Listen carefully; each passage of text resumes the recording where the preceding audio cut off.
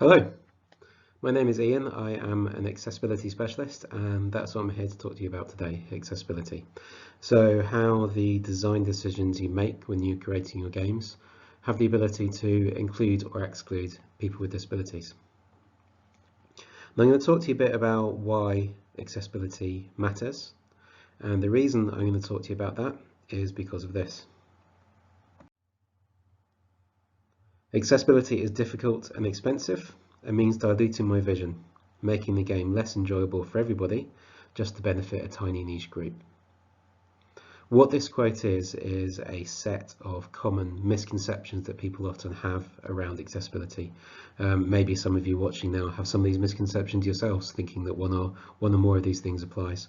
And the goal of this presentation is that hopefully by the end I'll have given you enough information about why accessibility matters, that you'll then be able to see that in fact everything in this quote is completely untrue.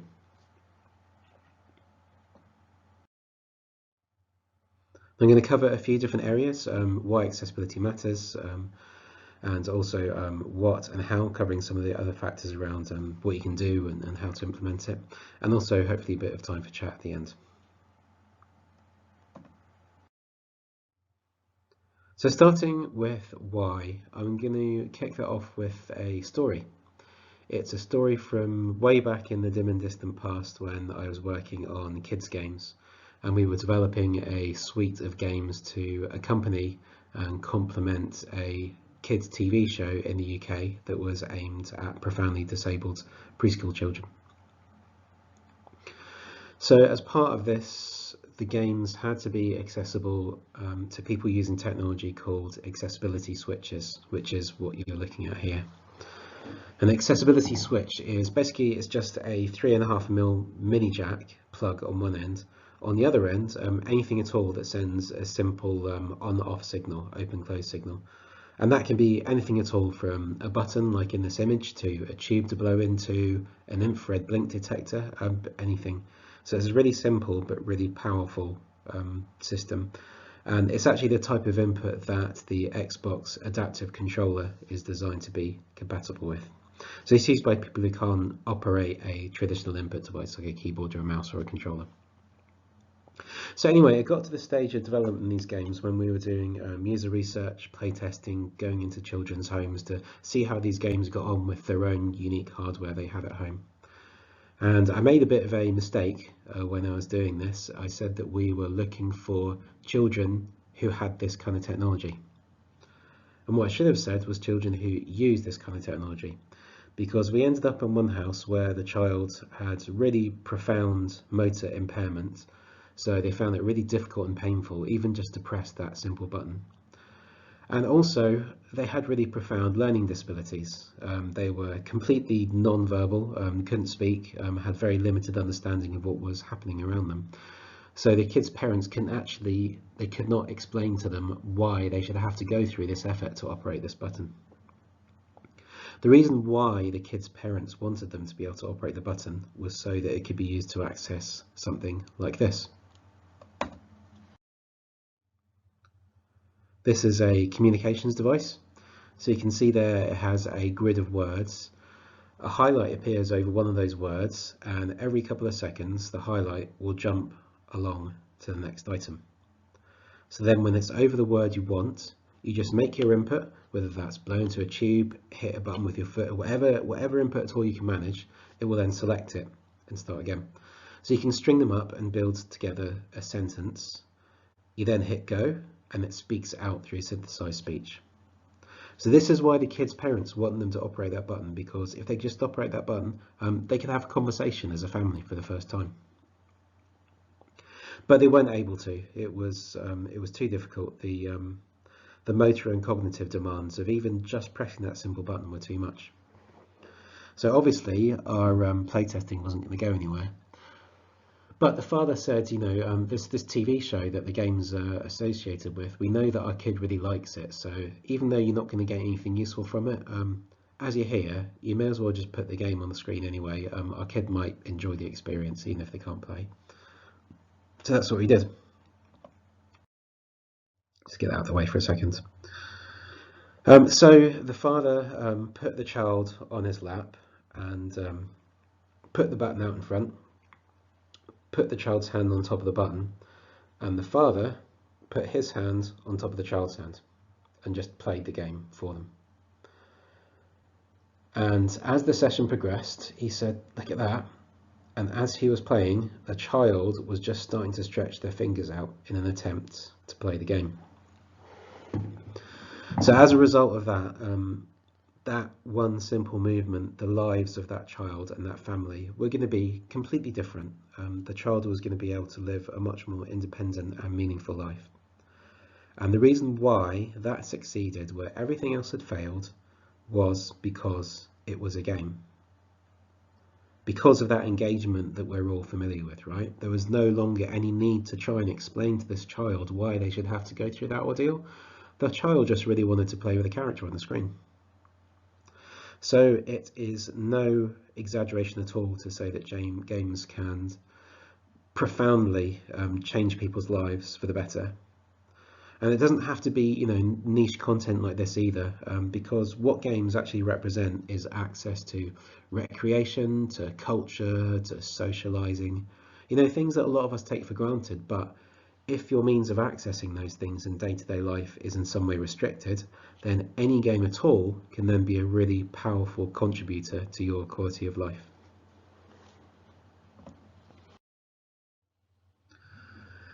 So that was the first reason, the human benefit. Next, I'm going to talk about something a bit more mercenary, which is just cold, hard cash.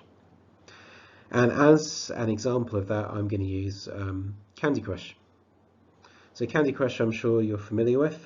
This is what the game looks like when you start playing. It is a textbook example of how you should design for color blindness.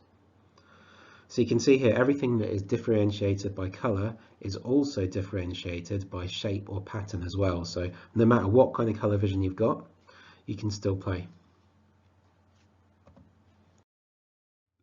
This is what happens later on. The bombs are introduced. And you can see now the bombs are differentiated by color alone. And I'd like you to keep your eyes on the 3 bombs at the bottom there, the green, the orange and the red. I'm going to show you what this looks like for people with one of the common forms of colour blindness. And that's it. So you can no longer differentiate them at all. So that's it, game over. And for a game like Candy Crush, this is devastating because Candy Crush is a game as a service. It has a retention-based business model. It's based on finding that small number of people who are going to keep on playing, and keep on making those in-app purchases. So if you lose one of these players, you've lost not just a player, but you've lost an ongoing revenue stream. And to put it in context, when this was going on, Candy Crush was pulling in hundreds of millions of dollars per quarter. And colour blindness affects around 8% of males. So that is just a staggering amount of money, millions of dollars that were just left on the table because of a really simple, trivial design decision, just because the designers weren't aware. So that's the second reason, that accessibility as a business case, because people with disabilities are a market, a sizable market, according to government data, around about 20% of the population. That equates to a lot of money to be lost and a lot of money being made through accessibility as well.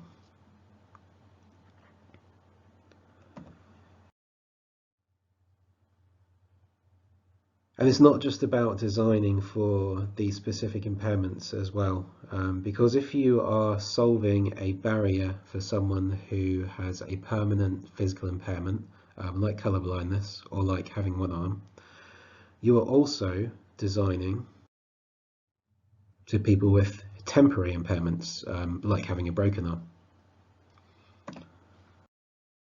Situational impairments, like holding a baby or holding a beer.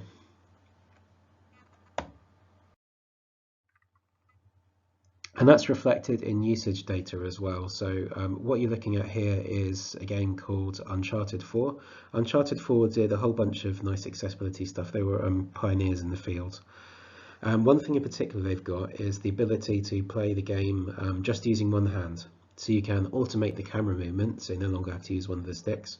And they also have like Grand Theft Auto style lock on aim that you can turn on. That basically means you roughly point in the direction of an enemy, press a button, and it snaps directly to aiming at them. So if you turn on those two things together, you can play the game one-handed. And if you look at the prevalence data of how many people have one hand, it's just under 1% of the population. They track the usage data on who use these features, and the number of people who use that feature wasn't just under 1% of the population. It was actually a third of their players. So millions and millions of their players were using those features. And it's because of that reason, because it's not just about the permanent physical impairment. Through addressing that, they'd also address the needs of people with temporary impairments, people with situational impairments, and people just with different preferences and levels of ability as well. So a third of their players, that sounds like quite a lot, right? Well, this is another example. This is a game called Into the Dead, which is a mobile game. It's an endless runner. You're basically running through the screen through a field of zombies as they try and eat you, and you have to dodge from side to side to try and get out of their way. So throughout most of the game's development, the controls were tilt, because the designers had considered different control schemes. They knew that was fun. But towards the end of development, one of the team members said, well, actually, there's some people who can't tilt a device, some people who can't physically tilt, other people who can't even pick up a device, who have to play with it flat on the table. And the rest of the team said, yeah, you're right, we hadn't thought about that. Okay, let's add in a couple of other options as well.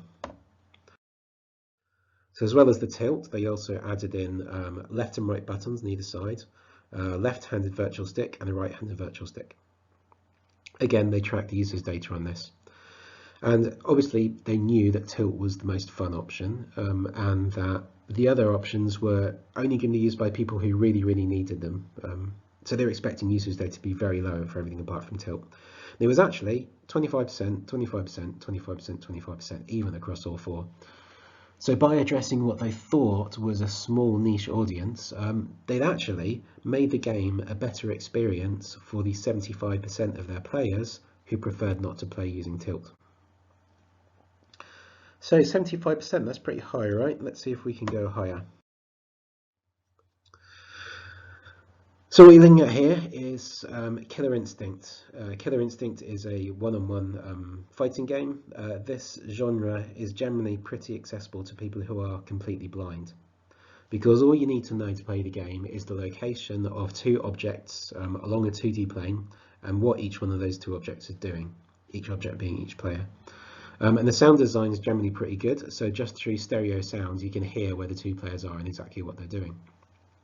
But Killer Instinct wasn't quite there, so they actually patched in a couple of things specifically for blind gamers. One of them was a volume slider specifically for the HUD noises, so things like the meter that tells you when your power bar is charged. You can turn the volume of that up and the music down, that kind of thing. They also added some extra sounds in there because there were a couple of moves. I think two of Cinder's moves used the same flame sound. So they just added some extra sounds to improve the sound design so that every move had its own distinct sound. This was designing for players who are completely blind, which again you might think is a niche thing, but those things, being able to adjust volume levels and having a nice good sound design, those are things that benefit all players.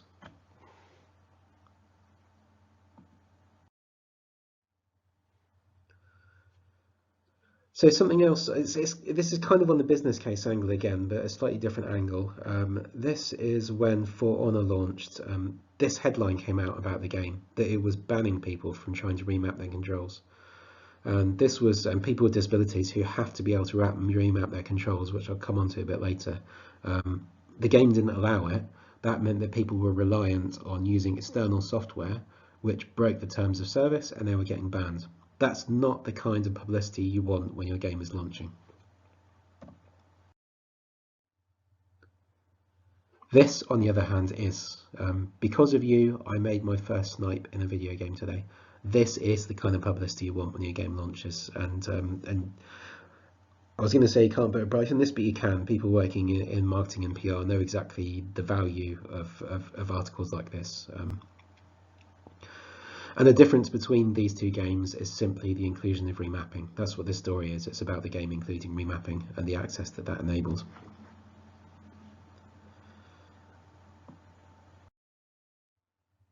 Staying with the articles, this is two more articles on a slightly different topic. The top one is about Borderlands 2 getting a colorblind mode. You can see that was in 2014. In 2014, a game getting a colorblind mode was huge news. There were hardly any games that did that, which probably sounds strange listening now, but yeah, in 2014 it was rare.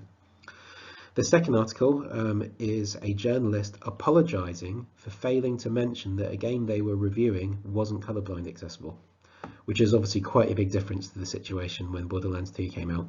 And you can see the date there, February 2016.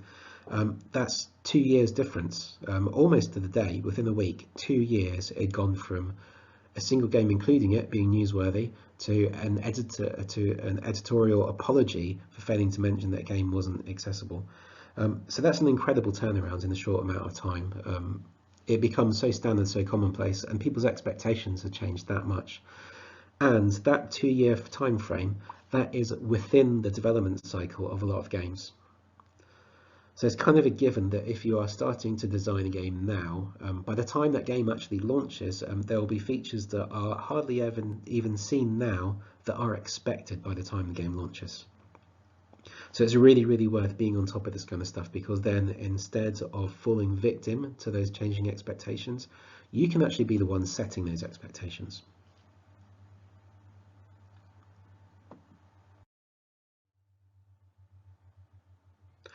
So next up, it's going to get a bit heavier. I'm going to talk about the law. This is Obama. You can see there was Stevie Wonder there in the background, signing in a piece of legislation in 2010 called CVAA, the 21st Century Communications and Video Accessibility Act, which is a snappy name, I know. So basically this was a law to fill in a few loopholes in existing accessibility legislation in America. So up to this point, communications was established as like a basic right of disabled people, and there were laws in place to ensure that things like telephone networks had accessibility accommodations. Fast forward a bit to 2010, the world had changed. People weren't so much using telephones, people were using things like Skype and WhatsApp and all that kind of stuff. So this law was introduced to update the legislation and cover these new digital forms of communication. It covers all industries, including communications functionality in games.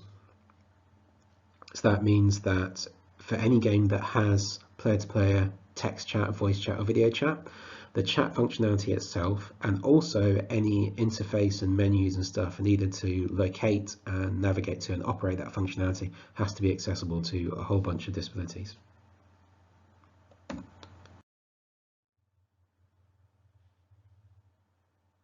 So I know the legislation is a bit of a heavy topic. It's something that the industry has actually adopted in a really, really nice way. You might think this is kind of a chore that people have to comply with, but actually it's been just kind of that extra little push that a lot of companies have needed to get them to take accessibility really seriously and go beyond those basic requirements and do some really, really cool stuff across gameplay as well. But to lighten things up a bit, I'm going to do a bit of audience participation now, because I know everybody loves audience participation. But it's going to be painless though, I promise. I'm just going to ask you to think about a simple question. When you pass the age of 65, are you planning to give up playing games? So I'm going to go out on a limb here and assume that you're all thinking no. And the reason I'm asking this question is, back earlier I was talking about that government data of around about 20% of the population having some kind of disability. Once you're over 65, that actually goes up to 50%. So the chances are that most of the people watching this now are going to have some kind of disability when you get older. So that's the last point I'm going to address on why. Just from a purely selfish reason, that we need to be putting in place these good principles, these good practices now, so that all of us are able to continue to game as we get older.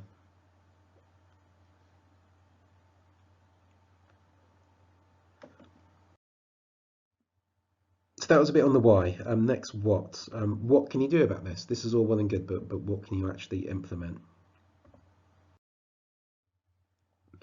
Well, accessibility can be a bit intimidating. It's hard enough trying to design a game that you like, let alone trying to account for core versus casual. So where would you even begin to design for something like this? The good news is that you don't have to, because what you're looking at here is a bunch of medical conditions.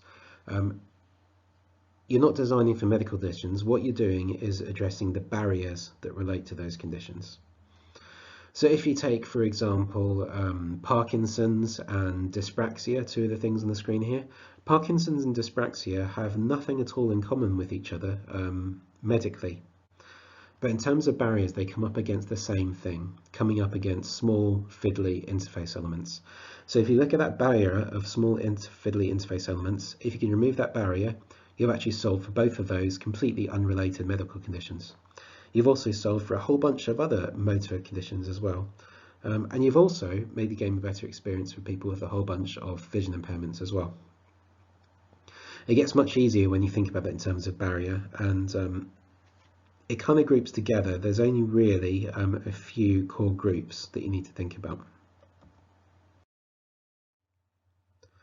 So think about barriers relating to people's ability to see, to hear, cognition, which is the ability to take in, process and action information, and also motor, which is people's ability to manipulate controls. There is also a fifth one as well, which is speech. This doesn't come up a lot. This is primarily in online games relating to CVA that I was talking about earlier, the legislation about communicating between players. So even if you just spend 5 minutes at the start of a project thinking about each one of these things, about what kind of barriers your game might present to these groups, you'll be able to make a really tremendous difference. And it has to be at the beginning as well. Almost everything in accessibility is much easier if you think about it from the start. So I'm going to give you a few examples of the kind of things that you can think about. And as you'll see from those examples, if you think about how easy those are to implement at the start versus at the end, it's much easier at the start.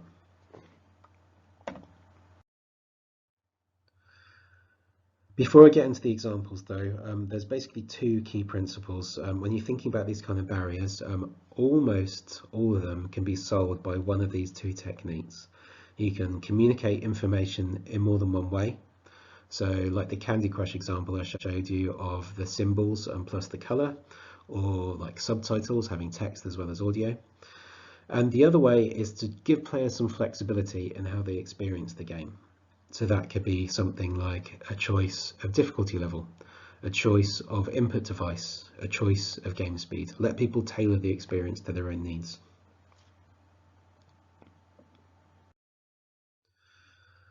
So onto the examples. The examples that I'm going to show you are some of the most complained about accessibility issues. That doesn't necessarily mean that they're the most common, because there is some stigma involved. For example, difficulty reading is really common, but people don't complain about it because there is a lot of stigma around it. People don't want to admit to it.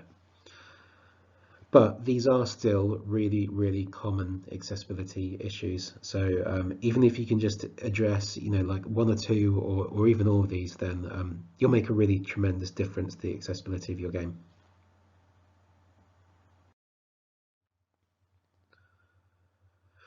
So first is colour blindness. Colour blindness, like I said before, affects 8% of males, not very many females. It's a sex-linked condition. But 8% can equate to a lot of players, particularly as you can see here when you're talking AAAs, over 500,000 Madden players are colourblind.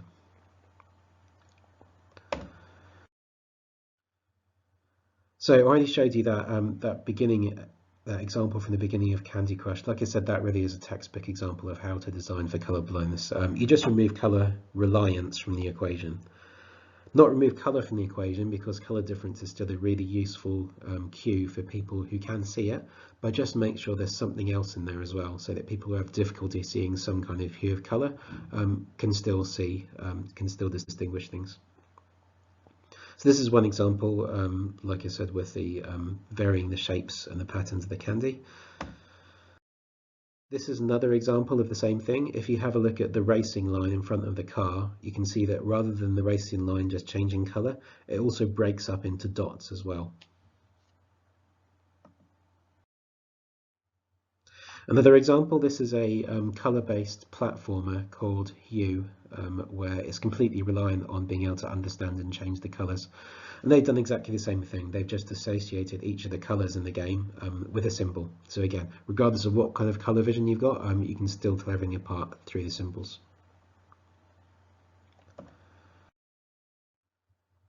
So that's the dream, is to avoid relying on color alone. As well as doing that, you also need to run your designs through a simulator, because it can also result in some kind of contrast issues. Like, for example, if you have difficulty seeing red, it's quite difficult to tell red, brown and black apart, which is a common issue in mini-maps.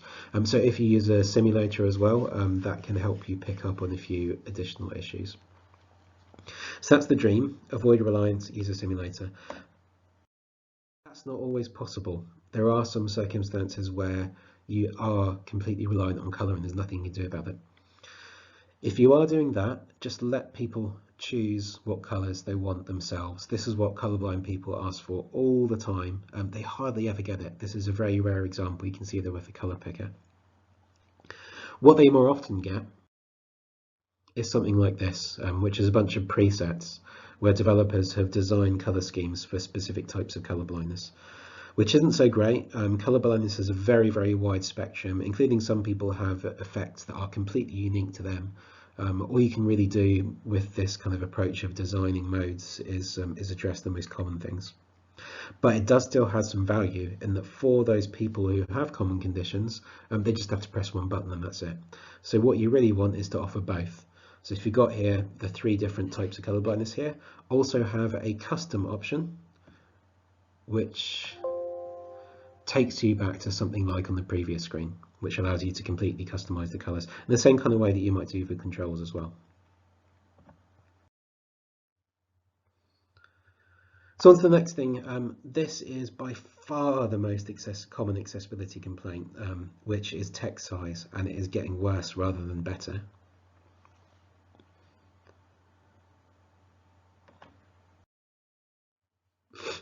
This is the kind of thing I'm talking about. You can see the text size here. I mean, this will be hard enough to see on the screen that you're watching now, let alone trying to see it on a 40-inch TV that is 10 feet away from you. And again, this is a console game you're expected to be able to see from across the other side of the room. And again, this is something that really, really has to change. Like I said, it's getting worse rather than better, and it excludes so many people. Again, situational things, just people who don't have the luxury of having, a 60-inch screen 2 feet from their face, which is the environment that games usually tested on in studios. That's where the problem lies. So try and make sure that you test your games in a realistic living room setting. And there is actually a figure you can work to. For 1080p, try and avoid text that is under 28 pixels, or if it's text that is only around for a couple of seconds, like subtitles or like a prompt that pops up and then disappears again, and make it bigger. Go for 50% bigger than that, around 40%, 46%, 46 pixels, not percent. And that's roughly what it looks like on a TV screen.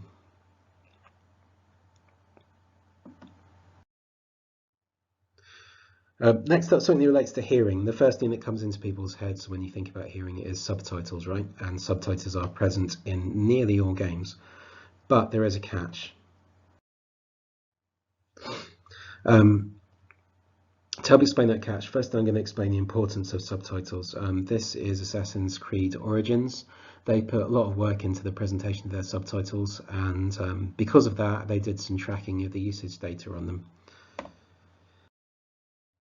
Over 60% of players of Assassin's Creed Origins played with subtitles turned on. That was with subtitles turned off by default. They were actively turning them on. So because most of their players wanted to turn the subtitles on for their next game, Origins, they have the subtitles turned on by default and track the data again. 95% of players played with subtitles on when they were on by default. Only 5% of players actually wanted to turn them off. So this is huge numbers because almost all of their players, across all games, because most players want to play with subtitles and because they can have such a big impact on people's experience, they deserve to have a good job done on them, right? And nobody does.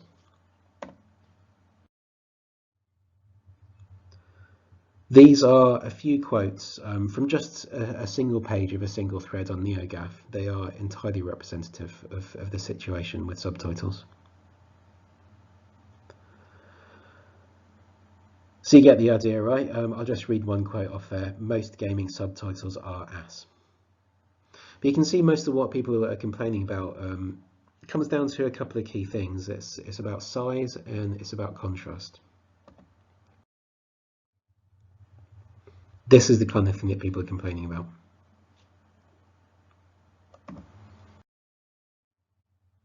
And this.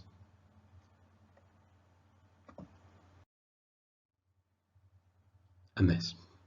I mean, I'm sure you've all seen examples of subtitles that have these kind of problems before. And it's really not rocket science, you know, subtitles that are too small or too hard to see against the background. There are really, really simple solutions to that. And this is what you're aiming at as a minimum. So you can see here it's a clear, easy to read font in regular sentence case, very easy to see against the background, good size. But I say as a minimum because there are different use cases for subtitles. Some people are deaf and are completely reliant on subtitles to be able to understand what's happening in the game. They have to read every single word of it, can't miss anything, need to know who is actually speaking, that kind of stuff. At the other end of the scale, there are people who don't really use the subtitles much, but have them turned on just in case at some point they might miss a word and want to check what it said, who want their subtitles to be as unobtrusive and as possible and not distracting the gameplay. So actually what you're looking at, these three examples, every single one of those examples is actually the best solution for a certain group of people. So which one do you go for? Well, the good news is this is a digital medium. You don't have to go for any of them. You can just give people a choice. And up until even just a couple of years ago, that simply didn't exist in games.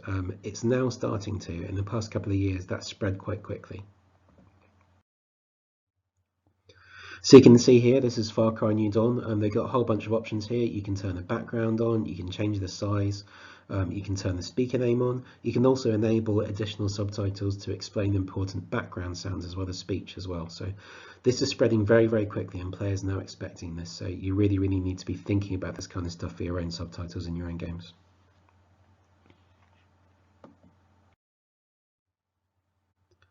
And lastly, motor. So to explain this, I have another chap who's going to help me out.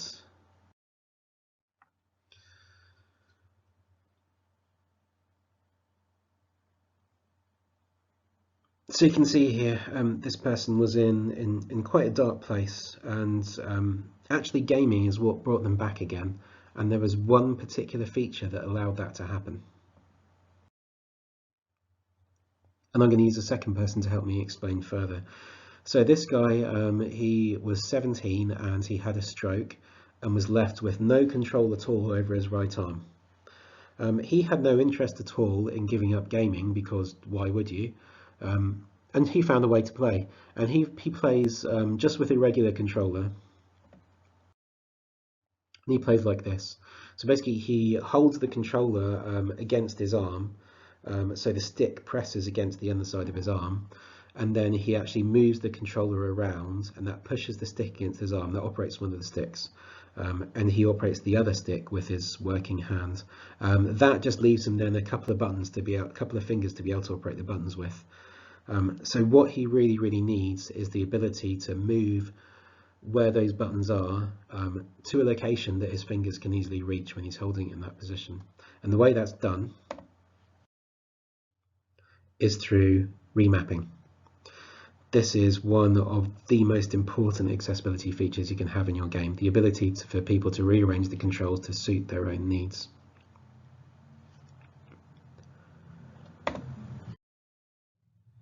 But there is something very important to bear in mind, which is that even though consoles now have remapping within the systems, that is not a substitute. I'm not going to go into all the reasons now, but in-game remapping is much, much better than system remapping. So this is straight from Xbox, who offer this functionality at system level. As a developer, don't rely on that. You need to put it in your games. So these are just a couple of examples of the kind of things that you can consider. What's up on the screen now is a website called gameaccessibilityguidelines.com. This has more of the same, more examples of the kind of barriers people can face, the solutions to those barriers, screenshots of games that are already doing a good job of it, all that kind of stuff.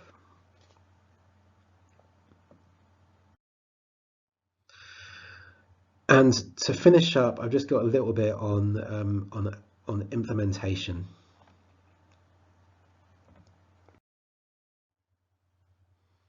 Because there are a bunch of tools at your disposal. One of those tools is references of existing good practices, like that guideline site I just showed you. Another one is getting some expert advice on solving some of the trickier problems and understanding what some of those guidelines mean. The third tool, this is an example of what the third tool is. What you're looking at here is Half-Life. Specifically, you were looking at a screenshot of the subtitles in Half-Life. There aren't any. And this was before the age of social media, so they actually had letters. I don't know if you remember letters, those used to be a thing. So they actually had letters from gamers saying, like, I'm deaf, I've heard the game has got a good story, I have no idea what it is. Is there any way you might be able to send me like a summary of the story or something like that? And Valve were like, no, that's not going to fly. So by the time they reach Portal, this is what the subtitles look like. So this has now been surpassed. There are better subtitles than this now, but for many years this was the pinnacle of subtitling in the games industry. You can see it has a box behind it. That could be a lot darker, but at least it gives a little bit of extra contrast.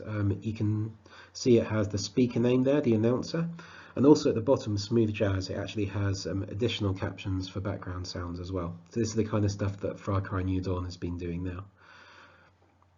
And the way they reached this point, from the point of having no subtitles at all, was really, really simple. When they did playtesting, they ensured that there were deaf people present in the playtesting. That's it. So that's the third tool. So that's your three tools, your guidelines, your expert advice, and involving disabled people in the design process. That can be through playtesting, it can be through putting calls out on Twitter, through questionnaires, through accessibility questions in your beta questionnaires, all that kind of stuff. Any way of actually getting direct feedback from the people that these features are going to benefit.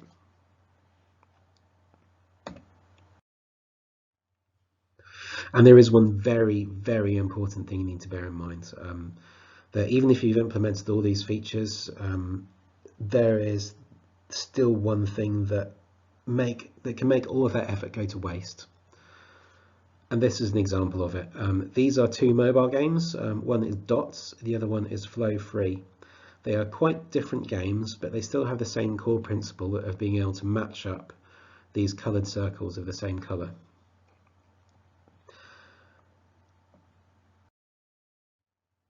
If you're colourblind, again, it's like Candy Crush, game over. When these games came out, unlike Half-Life, social media very much did exist. And this was the result. So this went on for months and months after the game's release, just a constant barrage of people complaining about not being able to play the games. This game really discriminates against us colourblind people. I won't stand for this. Hashtag fight for what's right. So what these games could really do with is some kind of colourblindness accommodation, right? They actually both had it. So Dots does it by altering the colour palette. Flow Free does it by adding those letters to the colours. They actually had colourblind modes, but none of these people knew. So that's what you've really, really got to do, is communicate to players about what you've done. And there's a bunch of ways you can go about this. Uncharted 4 that I mentioned earlier, they went all out and put out like a whole like mini documentary, a little video detailing everything that they'd done and why. Another example of a video, this is Legend of the Elder Gods, which is a side-scrolling bullet hell shooter, and they just included a segment on accessibility in their game's trailer.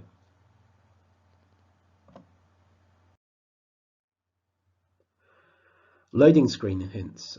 This can be a really useful way to educate people about the accessibility functionality in your game. Include tips there on the loading screens amongst the other tips you've got.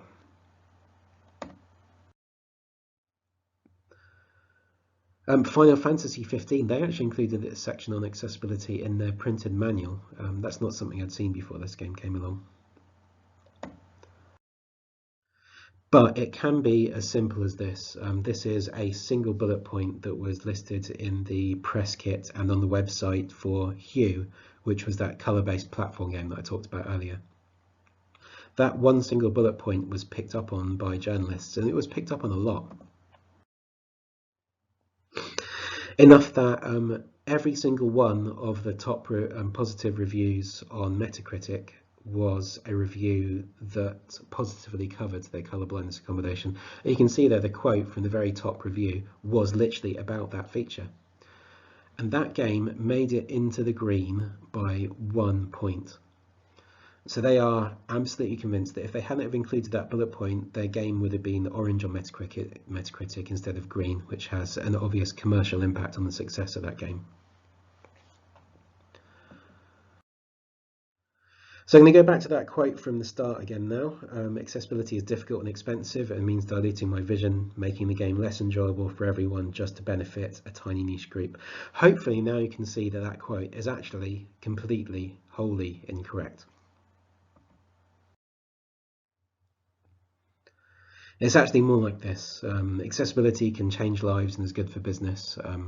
Simple considerations can benefit all players if you consider it from the start and let players know that you have.